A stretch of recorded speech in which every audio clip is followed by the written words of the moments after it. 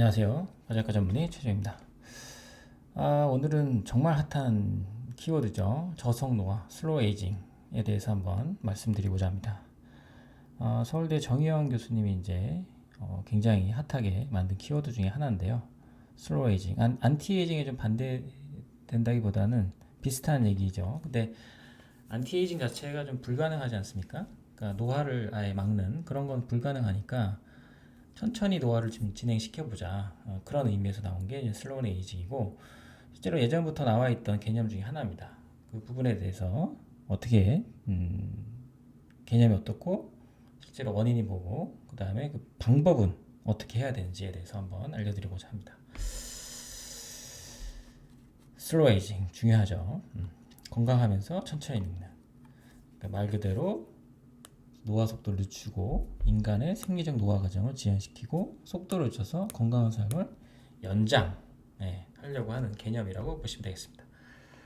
원래적으로 유전적 요인뿐만 아니라 생활습관이나 식단, 운동, 스트레스 관리, 수면 등 후천적인 요인들도 영향을 줄 수가 있겠습니다. 그래서 저속노화에 대해서 주요 원리에 대해서 한번 요약을 해봤는데요. 간단하게 한번 설명을 좀 드려보겠습니다. 쭉 내려보고요. 저하 속도의 이제 주요 원리가 되죠. 보통 세포 수준이랑 에너지 대사, 그다음 호르몬, 신경계 건강, 뭐 이런 식으로 조금 쪼개봐서 이제 설명드릴 수가 있을 것 같아요. 세포 수준에서는 이제 제일 중요한 게 활성산소입니다. 프리 라디칼이라고 해서 활성산소가 이제 어느 정도 필요한데 독소 제거를 위해서. 근데 이게 너무 많게 되면 이제 몸의 세포를 노화시켜 버릴 수가 있겠죠. 그래서 이걸 감소하기 위해서 항산화 식품이라든가 스트레스 관리를 좀 해야 된다. 그리고 텔로미어, 잘 아시겠지만 이제 생체 시계라고 하는데 이 길이가 점점 짧아질수록 우리가 이제 그 사망 시간이 좀 다가온다, 이렇게 보실 수가 있죠. 그래서 요새는 텔로미어 길이도 측정해 볼 수 있는 그런 간단한 검사들이 있습니다. 그래서 이걸 측정해 보시고 만약에 짧다 그러면 규칙적 운동과 건강한 식단을 한번 유지해 보시도록 하고요. 그리고 단백질의 항상성이 더 중요한데요. 그래서 그 오토파지라는 그 촉진을 위한 간헐적 단식도 상당히 중요할 수 있겠다라고 보시면 되겠습니다. 두 번째로 이제 에너지 대사 최적화인데요. 일단은 에너지 대사는 이제 최적화하려면 너무 많은 칼로리랑 너무 적은 칼로리가 이제 들어보면 안 되겠습니다. 그래서 칼로리를 적절하게 제한을 시킨다.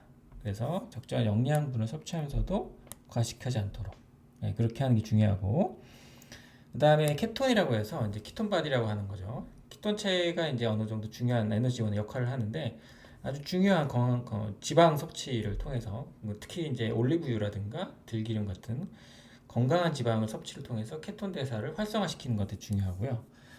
또 세 번째로 더 중요한 거는 인슐린 저항성입니다. 제가 항상 강조하는데 우리가 이제 탄수화물 먹었을 때 그 포도당으로 이제 전환이 되고 이거를 이제 세포 안에 넣어주는 역할을 하는 호르몬이 인슐린이지 않습니까? 그 인슐린을 그 얼마나 조금 효율적으로 만들어주는 게 중요하다. 그래서 저탄수화물 식단을 하는 게 좋고요. 탄수화물을 이제 암에 배제할 수는 없으니까 먹긴 먹되 그 GI 지수라고 해서 그 당 지수가 좀 낮은 탄수화물을 섭취하는 것을 권고해드리고요.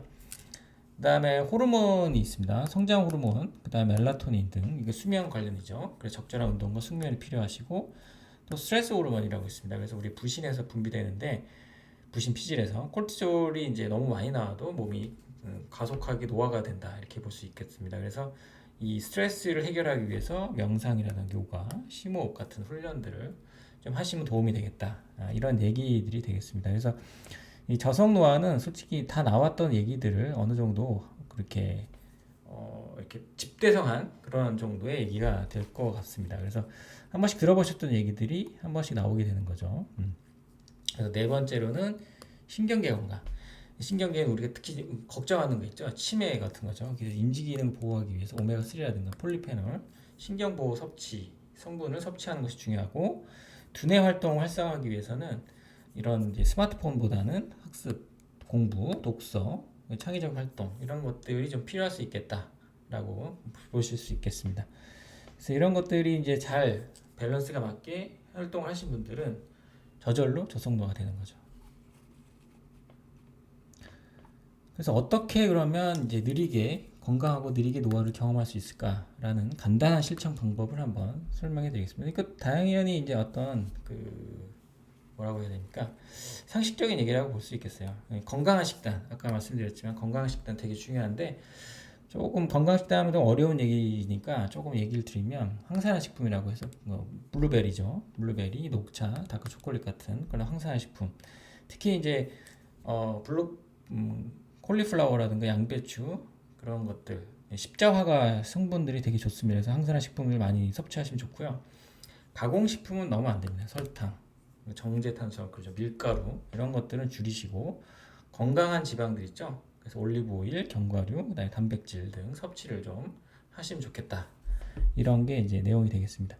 매일 해야 되는 거죠. 그냥 어렵죠.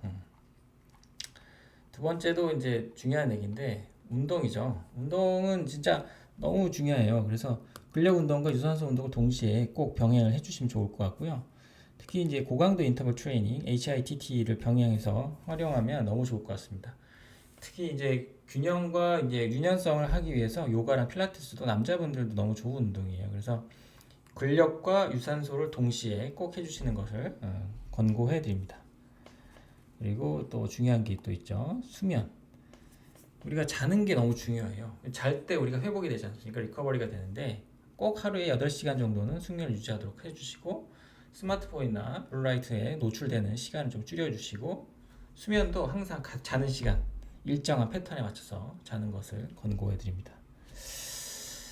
그리고 이제 네 번째로 이제 정신 건강이죠. 우리가 이제 사회생활하면서 스트레스를 안 받을 수가 없어요. 그래서 이제 관리가 필요한데, 그러니까 뭐 대충 넘어가고 술로 때우거나 아니면 이제 야식으로 때우시는 분들이 많은데 그러지 말고 명상, 심호흡 훈련 한번 해보시고 너무 좋아요. 실제 해보면 그리고 긍정적으로 생각을 하시고 이게 힘들면 힐링하는 거 있죠. 산책이나 등산, 자기한테 맞는 거 자연과 접촉을 통해서 스트레스를 좀 풀어주시는 그런 부분을 항상 염두에 주시는 게 좋겠습니다. 이런 것들이 이제 밸런스가 맞았을 때 저속 노화가 된다 이렇게 보시면 되겠죠. 여기서 가장 중요한 거는 식단, 운동 그리고 자는 거 이렇게 보겠습니다.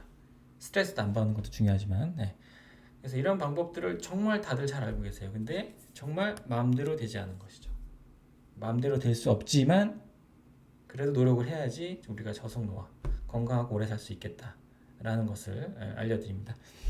요새는 DNA 그 유전자 검사가 많이 발달을 했어요. 그래서 이런 것들을 검사를 해볼 수가 있어요. 실제로 유전자 검사, 내가 얼마나 암이나 일반 질환에 걸릴 수 있는 확률이 높은지 아까 말씀드렸죠.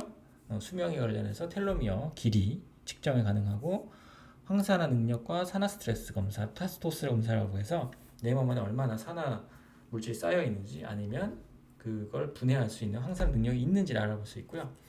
또 세 번째로 면역력 검사라고 NK 세포 활성도 검사. 내 면역력이 얼마나 되는지 이런 것도 알아볼 수 있고요.